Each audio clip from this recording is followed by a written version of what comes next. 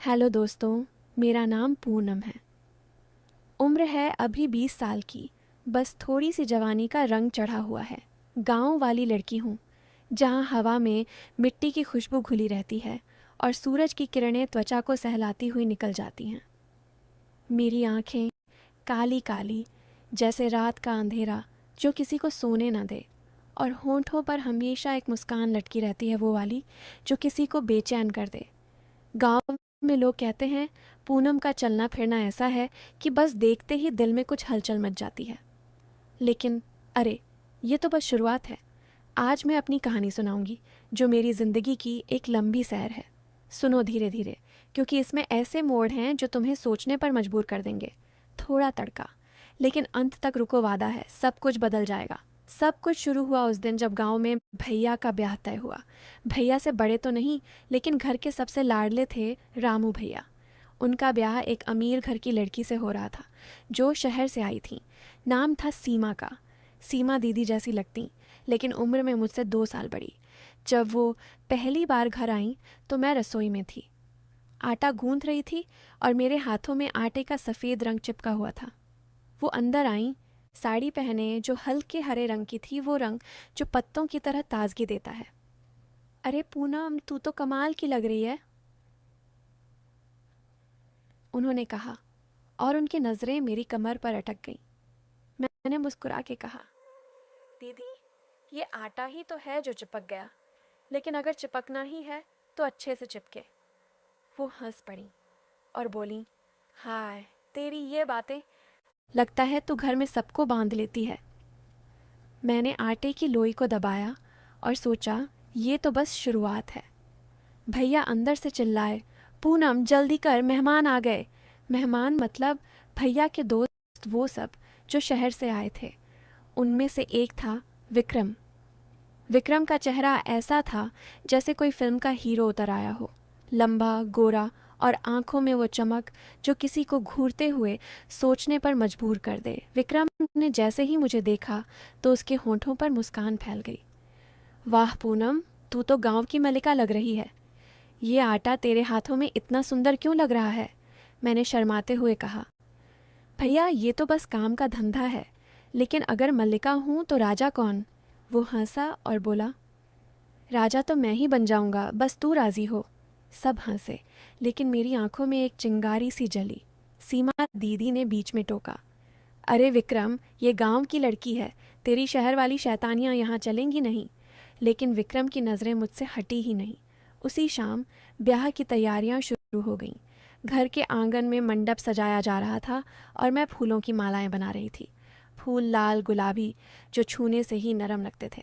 विक्रम पास आया और बोला, ये फूल तेरे लिए ही तो है ना? तू इन्हें छू रही है और मैं सोच रहा हूँ कितना नरम होगा तेरा स्पर्श। मैंने एक फूल उसके हाथ में रख दिया और कहा, स्पर्श तो बस फूल का ही है, लेकिन अगर गहराई से छूना हो तो धीरे धीरे जाना पड़ता है।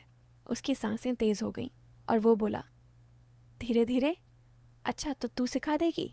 मैंने मुस्कुरा के कहा, सिखाना तो आसान है, लेकिन सीखना मुश्किल। उसी रात जब सब सो गए तो विक्रम बाहर आंगन में घूम रहा था। मैं पानी भरने गई थी कुएं पर। चांदनी रात थी, लेकिन गांव की चांदनी ऐसी होती है जो सब कुछ उजागर कर देती है।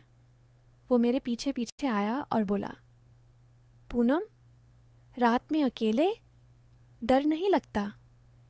मैंने घड़ा भरा और पानी की बूंदें मेरी साड़ी पर गिर रही थीं। डर तो लगता है, लेकिन पानी की तरह बह जाता है। तू क्यों आया? वो पास आया और बोला, तेरा चेहरा देखने को मन कर रहा था। ये चांदनी तेरी त्वचा पर कैसी लग रही है? मैंने घड़ा संभाला और कहा, चांदनी तो सब पर एक जैसी लगती है, लेकिन जो अंदर जलन पैदा करे वो अलग बात है। वो हंसा, लेकिन उसकी हंसी में कुछ और था। अगले दिन ब्याह की रस्में शुरू हुईं।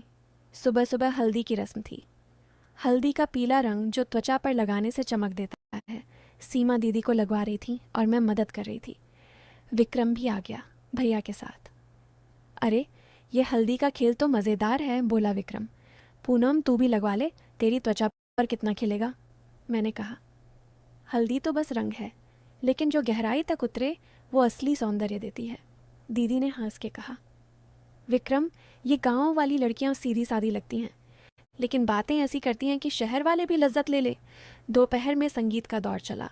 गांव की औरतें ढोलक बजा रही थीं और गाने गा रही थीं, वो गाने जो शादी के बहाने थोड़ी शरारत भरे होते हैं। सजन से पहली रात को डर गई री साली।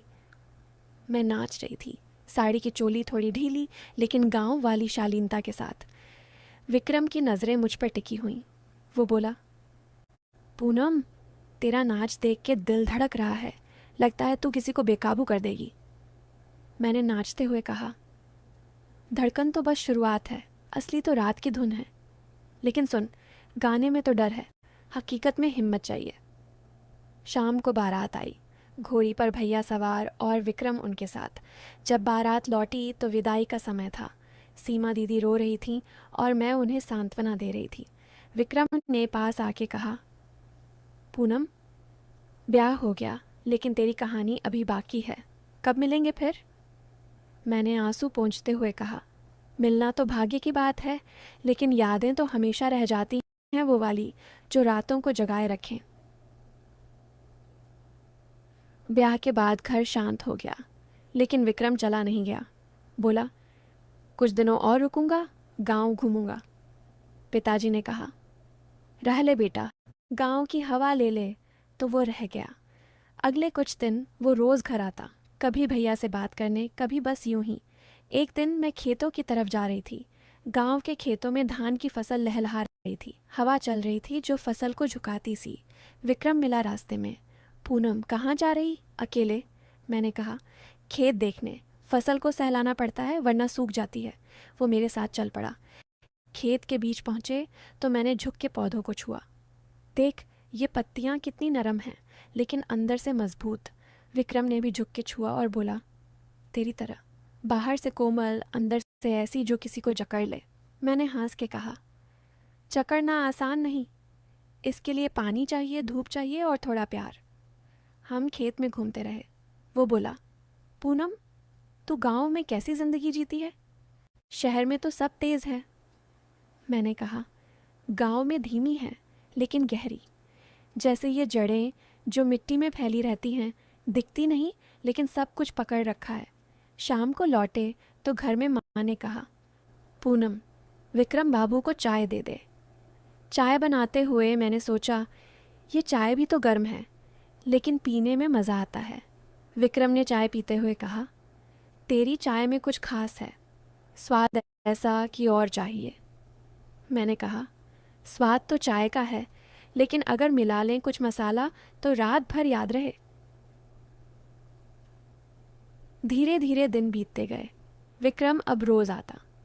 एक दिन गांव में मेला लगा, लेकिन ये कोई साधारण मेला नहीं, गांव वालों का अपना, जहां लोकगीत गाए जाते हैं और कहानियां सुनाई जाती हैं। रात को मेला था, आग के गोले जलाए गए थे। मैं वहां गई, साड़ी पहने, बाल खुले। विक्रम मिला और बोला, पूनम, आग की लपटें तेरी आंखों में झलक रही हैं। हम बैठे और एक बूढ़ी अम्मा लोकगीत सुना रही थी। जब चांदनी रात में प्रेमी आया, गीत में वो शब्द थे जो दिल को छू जाते।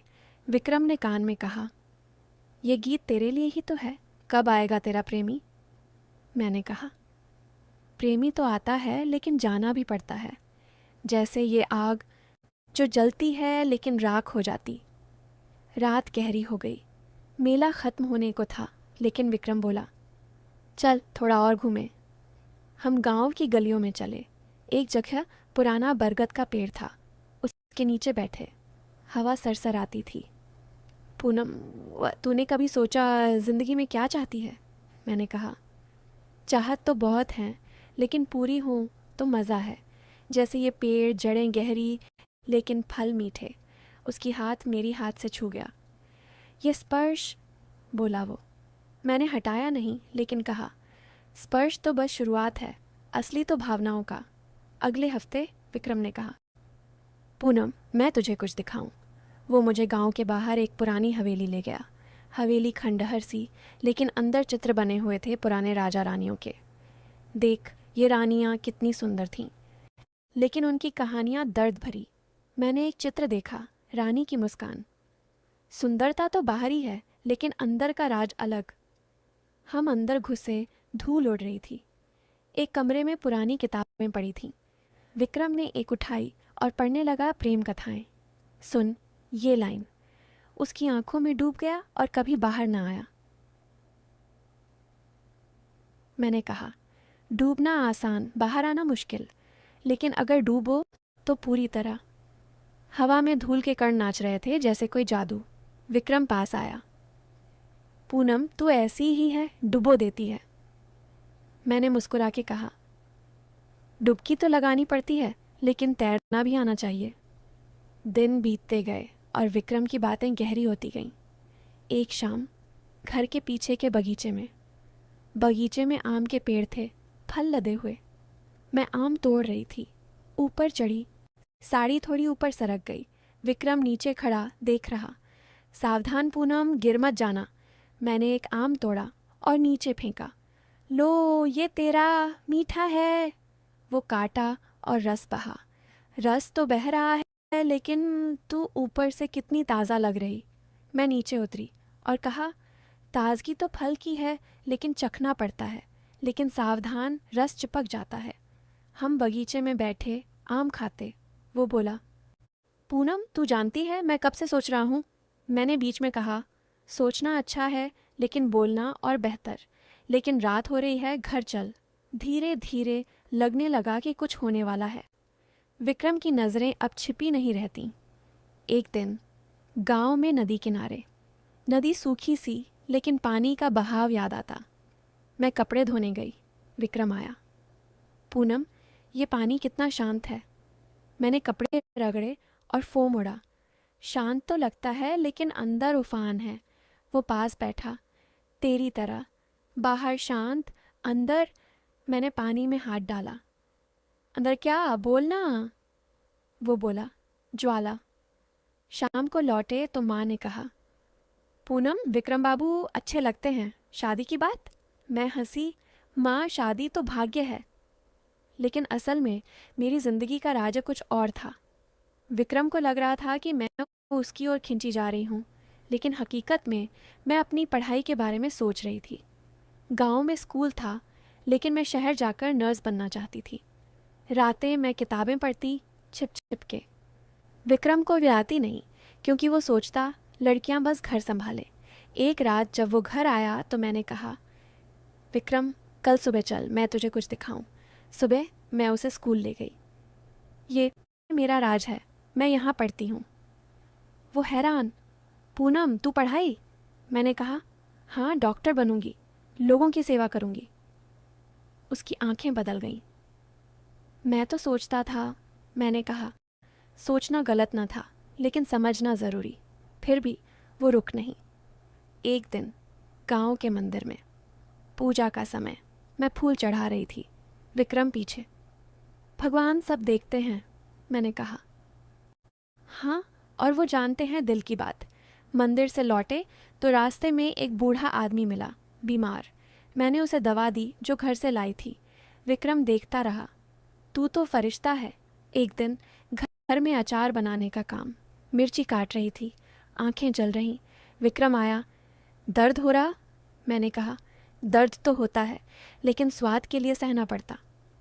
वो हंसा, लेकिन धीरे धीरे वो बदलने लगा। अंत में विक्रम को पता चला कि मैं शहर जाऊंगी पढ़ाई के लिए। वो रोया। पूनम, मैं गलत था, तू मेरी बहन जैसी है। मैंने कहा, बहन नहीं, दोस्त, और दोस्ती अमर है। वो चला गया, लेकिन वादा किया मदद करेगा। आज मैं नर्स हूँ, गांव लौटी। विक्रम शादीशुदा, लेकिन हमारी दोस्ती बरकरार। लेकिन असल में ये कहानी दोस्ती की है, सेवा की। और अंत में सब अच्छा लगता है।